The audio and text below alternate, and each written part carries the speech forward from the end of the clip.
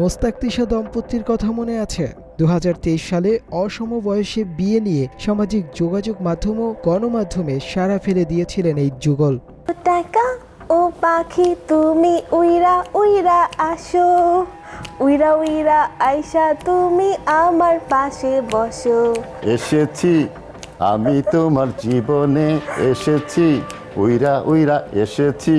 স্বামীর বয়স 60 আর স্ত্রীর বয়স 18। মেয়ের জামাইয়ের থেকে প্রায় 15 বছরের ছোট শ্বশুর। তাদের দৃষ্টিকটু এই প্রেম কাহিনী নিয়ে বইও লিখেছেন মোস্তাক। বইমেলায় গিয়ে সাধারণ মানুষের তোপের মুখে পড়তে হয়েছিল মোস্তাক তিশাকে।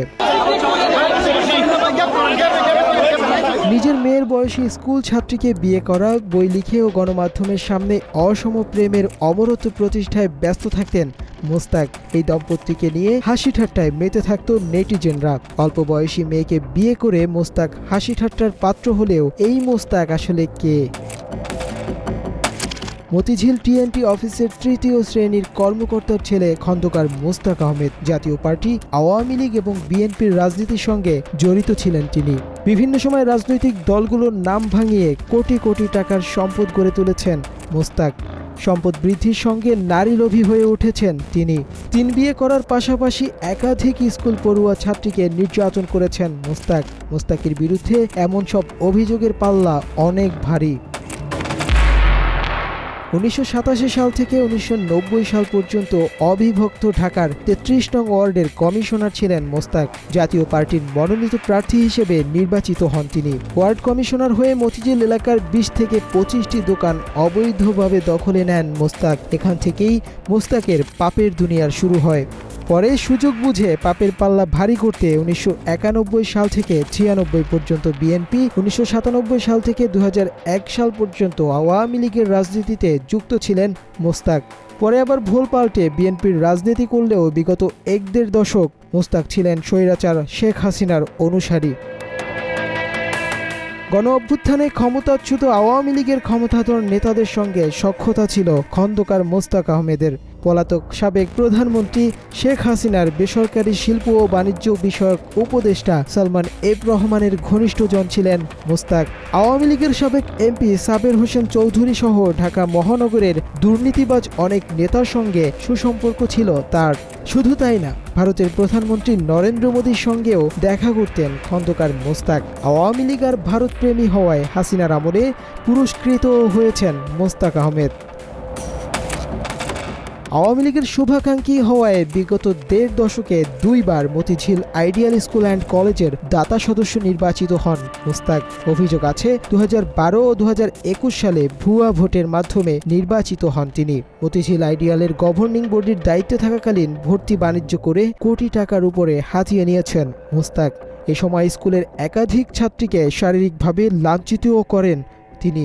ক্ষমতার ভয় দেখিয়ে এসব শিক্ষার্থী ও তাদের পরিবারের সদস্যদের মুখ বন্ধ করে রাখতেন মোস্তাক। আওয়ামী লীগ হেল্প নেয়, বিভিন্ন হেল্প নেয়, বিভিন্ন টাকা খরচ করে, নাই হিউজা কামিয়েছে, খরচ করে। এবং আওয়ামী লীগ যে তখন ছিল আমাদের যার যে ইচ্ছা করছে সে সমস্যা, আওয়ামী লীগ করলেই হলো, আওয়ামী লীগ সাপোর্ট নিলেই হলো। গভর্নিং বডির দায়িত্বে থাকাকালীন মোস্তাকের সহযোগী হিসেবে কাজ করতেন মতিঝিল আইডিয়ালের কয়েকজন শিক্ষক, যাদের কাছ থেকে শিক্ষা পাওয়ার কথা তাদের চাপের মুখে নিজের ইজ্জত হারাতে হয়েছে অনেক ছাত্রীর। সামাজিক মর্যাদার ভয়ে তারা কখনো মুখ খোলেনি। ভুক্তভোগী কয়েকজনের সঙ্গে যোগাযোগ করা হলে তারা এসব নিয়ে কথা বলতে এখনও ভয় পান। সেটা যেমন সম্মানহানির, তেমনি মোস্তাকের গুন্ডা বাহিনীর।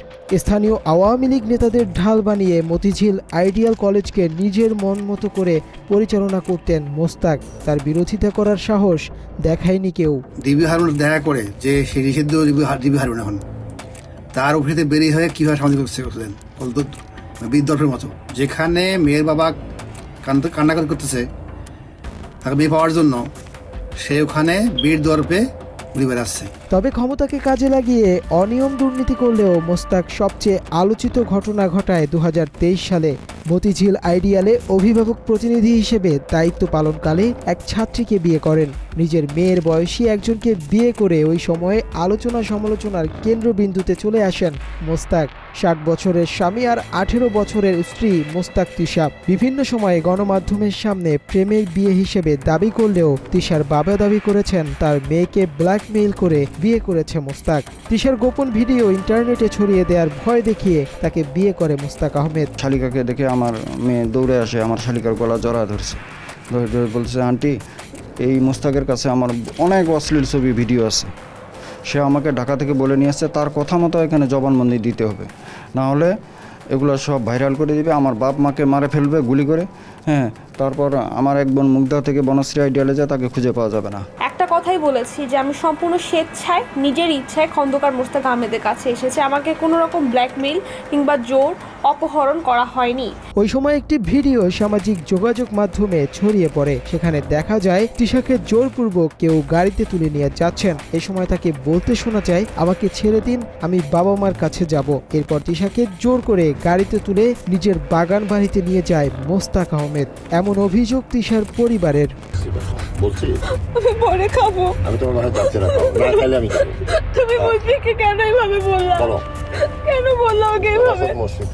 না তুমি কেন বললা আমাকে? আমি ওকে নিয়ে না, তুমি কেন বললা এইভাবে? তবে এই ভিডিওর ব্যাখ্যা দিয়ে তিশা নিজেই জানায় তাকে জোর করে তুলে নিয়ে যাওয়া হয়নি, সে স্বেচ্ছায় মোস্তাকের সঙ্গে ঘুরতে গিয়েছিলেন। 7 মিনিট 2 সেকেন্ডের একটা ভিডিও। অনেকেই বলছিল যে এখানে নাকি খন্দকার মোস্তাক আহমেদ ছাত্রী নির্যাতন করছে। গাড়িতে নিল, তখন আমি বললাম যে আমি খাচ্ছিলাম, তুমি আমাকে এখানে নিয়ে আসলে, তো আমি কান্নাকাটি করছি। আর সে আমাকে বলছে আমার জন্য, যেহেতু আমি খাইনি, আমার জন্য কিছু চিকেন নিয়ে আসলো, বললো যে খাও। আমি বলছিলাম যে আমি খাবো না। তিশার এই কথা শুনে সেই 7 মিনিটের ভিডিওর কিছু অংশ আরেকবার দেখুন। তুমি তেরামি করতেছো আমার সাথে, আমি এসব তেরামি তো মানব না তিশা। তোমার খাইতে বসে খাও, আমি আবারও বলতেছি খাও, হাজারো হাজারো তোমার তো খাওয়াইতেছি, এটি তো বেশি, তোমার খাওয়া উচিত না, আমি যে খাওয়াইতেছি এটি বেশি। বিষ খাওয়া বললে? তিশাকে মোস্তাকের হাতে তুলে দিতে সবচেয়ে বেশি সহযোগিতা করেছে মতিঝিল আইডিয়ালের তৎকালীন অধ্যক্ষ ফাউজিয়া রাশেদি। মোস্তাকের কাছে তিশার শারীরিকভাবে হেনস্থা হওয়ার বিষয়টি সবই জানতেন তিনি। এ বিষয়ে কোনো পদক্ষেপ না নিয়ে বরং অধ্যক্ষ ফাউজিয়া মোস্তাককে সুযোগ করে দিতেন। এ বিষয়ে আইডিয়ালের তৎকালীন শিক্ষার্থীরা গণমাধ্যমকে জানান, নরসিংদীতে মোস্তাকের বাগান বাড়িতে শিক্ষা সফরে নিয়ে যান ফাউজিয়া। ওই সফরে তিশাকে ঘিরে আলাদা পরিকল্পনা করে ফাউজিয়া ও মোস্তাক। ফাউজিয়া রাশেদি পুরোপুরি মোস্তাককে সহযোগিতা করে আছে, এই আমার মেয়েকে ব্ল্যাকমেলের বিষয় থেকে শুরু করে সব কিছু দিন। এবং যেখানে মোস্তাকের বাগান বাড়িতে পিকনিকে নিয়ে গেছিলো, হ্যাঁ, সেখানে অনেক অভিভাবকও এটা নিষেধ করেছে যে একজনের বাগান বাড়িতে কেন, এত পিকনিক স্পট থাকতে একজনের ব্যক্তিগত বাগান বাড়িতে কেন। হ্যাঁ, এটা কিন্তু ফৌজিয়া সেটা শোনে না। এবং সেখানে ছাত্রীদের যৌন হয়রানি করা হয়েছে, এটা ঢাকা পোস্টে রিপোর্টে আছে। তিশার আপত্তিকর ভিডিও ধারণ করে তাকে বিভিন্ন ধরনের মাদক দিয়ে বিয়েতে রাজি করায় মোস্তাক। বাবার এমন দাবির সাথে তিশা বরাবরই দ্বিমত পোষণ করেছে। আমার বাবা যে গতকালকে কথাগুলো বললো, আমার তো মনে হয় সে তো প্রতিটা কথাই মিথ্যা বলেছে। তিশা তার বাবার সব অভিযোগকে অস্বীকার করলেও আদালতের নির্দেশে করা ফরেনসিক রিপোর্ট বলছে ভিন্ন কথা। তিশা সেখানে লিখিত বক্তব্যে জানান, তার সাবেক বয়ফ্রেন্ডের সাথে থাকা কিছু ছবি দেখিয়ে মোস্তাক তাকে ব্ল্যাকমেইল করছে। মোস্তাককে বিয়ে না করলে আপত্তিকর ছবিগুলো সামাজিক যোগাযোগ মাধ্যমে ভাইরাল করার হুমকি দেন তিনি। এই লিখিত স্টেটমেন্টে তিশার স্বাক্ষর রয়েছে। তিশাকে বিয়ের পর থেকেই বিভিন্নভাবে সমালোচিত হয়েছেন মোস্তাক আহমেদ। বিভিন্ন জায়গায় প্রশ্নের সম্মুখীন হতে হয়েছে তাকে, কেন তিশার পরিবারকে বিয়ের প্রস্তাব দেননি মোস্তাক। বিয়ের পর সবচেয়ে বেশিবার এই প্রশ্নের উত্তর দিতে হয়েছে মোস্তাককে। এসব বিষয়ে জানতে চাইলে মোস্তাক নিজেই স্বীকার করেন তিনি তিশার পরিবারকে বিয়ের প্রস্তাব দেননি। যে আমি তিশার ফ্যামিলির সাথে কথা বলি নাই, এটা সত্যি কথা। এখন বলি নাই, এটা তো সত্যি। এটাকে এখন যদি আমি আরো বলি, আমি বলি না, এটা ক্লিয়ার। শেষ পর্যন্ত যেভাবেই হোক তিশাকে বিয়ে করেছে মোস্তাক। তবে মতিঝিল আইডিয়ালের একাধিক ছাত্রী যারা মোস্তাকের হাতে নির্যাতনের শিকার হয়েছেন তাদের অবস্থা আরও করুণ। মতিঝিল আইডিয়ালের কয়েকজন অভিভাবক প্রতিষ্ঠানটির পরিচালনা পর্ষদ বরাবর মোস্তাকের বিরুদ্ধে অভিযোগও দিয়েছেন, কিন্তু মোস্তাকের ক্ষমতার কাছে হেরে যান তারা। কোনো বিচার পাননি ভুক্তভোগীরা, উল্টো এসব পরিবারকে আওয়ামী লীগের ক্যাডার দিয়ে বিভিন্ন সময় হুমকি দেওয়া হতো মোস্তাক। ভারতের হোটেল হারুনের অফিস থেকে বেরিয়ে সে সামাজিক ভ্রমণ করেছিল এই সময়, তখন সে টাকা দিতে 30 লাখ টাকা দিয়ে হারুনকে কিনে নিয়েছে, হারুনকে ইউজ করেছে। সে বিভিন্ন অ্যাঙ্গেল থেকে আওয়ামী লীগকে ইউজ করে এই কাজ করেছে। শুধু নারীদের হেনস্থা করেই যে পার পেয়ে গেছেন মোস্তাক এমন না। বিগত 1.5 দশকে আওয়ামী লীগের রাজনৈতিক অনুসারে মোস্তাক বিভিন্ন সময় নিয়োগ, বদলি ও ভর্তি বাণিজ্য করে কোটি টাকার উপরে আত্মসাৎ করেছেন, এমন অভিযোগ করেছেন মতিঝিল স্কুল অ্যান্ড কলেজের সাবেক শিক্ষক আব্দুল জলিল। 2013 সালে এসে সে মোস্তাক 91 ভর্তি করায় 400, সেখানে আয় করে সে 12 কোটি টাকা। এভাবে প্রতিটি মেম্বার করছে, সবগুলো ভর্তি করেছে 2200 2013 সালে। এভাবে স্কুলটাকে ধ্বংস করতে তারা বিভিন্ন অ্যাঙ্গেল থেকে চুষে খাইছে। মতিঝিল আইডিয়াল স্কুল অ্যান্ড কলেজে খন্দকার মোস্তাক 3 মেয়াদে গভর্নিং বডির দায়িত্ব পালন করেছেন। এর মধ্যে 2012 ও 2021 সালে দায়িত্ব পালন করে বিভিন্ন প্রকল্পের কয়েক কোটি টাকা হাতিয়ে নিয়েছেন মোস্তাক। এরপরে হচ্ছে সে ওয়েস্টিনে গুলশানের শাখায় সে একটা সামাজিক ভ্রমণ করে, এখানে সামাজিক প্রতিটা টাকা খরচ করে সেখানে।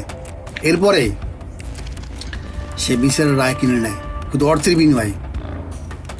তার এত অর্থ হয়েছে, এত বানিয়েছে সে আইডিয়াল থেকে বিভিন্ন এক সময় কামিয়ে সেই অবস্থা নিয়েছে, এবং বিভিন্ন অ্যাঙ্গেল থেকে অনেক সাথে টাকা নিয়েছে, যেমন আমারও নিয়েছে। কারো 15 লাখ, কারো 20 লাখ, কারো 25 লাখ, কারো 30 লাখ টাকা নিয়ে টাকা দেন, 2 লাখ 3 লাখ পিয়ন পর্যন্ত বাদ জানি। মোস্তাককে এ কাজে সহযোগিতা করেছে কলেজের গভর্নিং বডির সাবেক চেয়ারম্যান আবু হেনা মোর্শেদ জামান, যার বিরুদ্ধে বৈষম্য বিরোধী ছাত্র আন্দোলন দমনের নির্দেশনা দেওয়ার অভিযোগও তোলা হয়েছে। আবু হেনা মোর্শেদ জামান আইডিয়াল স্কুল অ্যান্ড কলেজের শিক্ষক কর্মচারী নিয়োগ, নির্মাণ কাজ, কেনাকাটা সহ বিভিন্ন খাতে অনিয়ম করে বিপুল পরিমাণ সম্পদের মালিক হয়েছেন বলে অভিযোগ অভিভাবক ও শিক্ষার্থীদের।